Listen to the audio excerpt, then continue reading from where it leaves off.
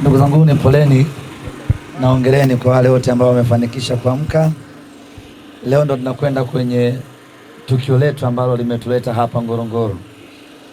Maelekezo ambayo tumepewa na wataalamu hapa ni vema na muhimu tukazingatia, tuache ujuaji. Tunakwenda kwenye mamlaka nyingine, lakini tunakwenda kwenye dunia ya viumbe wengine. Huko tumezoeana sisi wenyewe kwa wenyewe, tunajuana. Ukimwambia Juma pisha, anapisha. Huko tunakwenda kukutana na viumbe wengine wasioelewa lugha yetu. Kwa ni vema tukaishi kulingana na mahitaji, kanuni na sheria za eneo husika.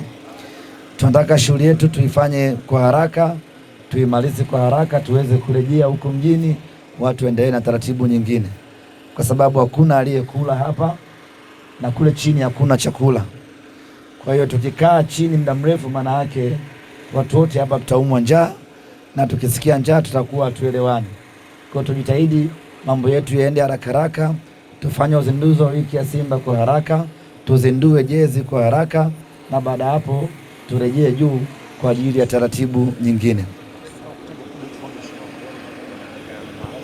Utaratibu wetu leo, wale wa Platinum watapanda makruza yale. Taratibu huo uko wazi.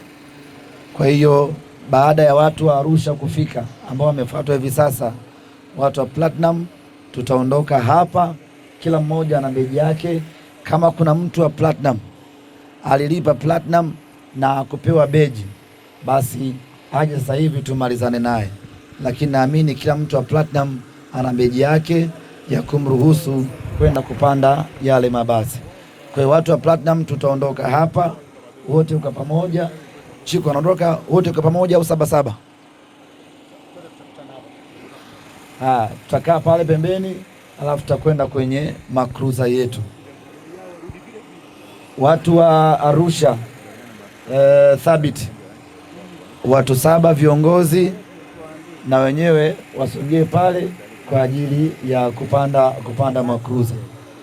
Wengine tuliobaki, kila mtu kwenye basi lake lile lile arejee akakae kwenye siti yake, tusubiri utaratibu wa kwenda mbugani.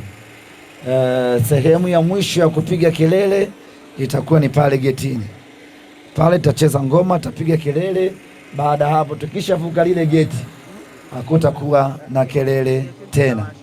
Nadhani tumeelewana na tunaamini tutakuwa na tukio bora, tukio zuri, tukio la kupendeza kweli kweli. Asanteni sana. La mwisho, hatutaondoka leo.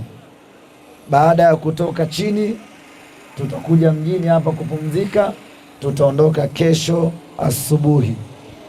Hatuna sababu ya kukimbizana usiku, madereva wamechoka na hata sisi wenyewe hatujapumzika vya kutosha. Tutaondoka kesho saa 3. Watu wataamka, watakunywa chai. Baada hapo ndo tutaingia kwenye mabasi. Tukiondoka hapo hakuna kusimama mpaka Rombo.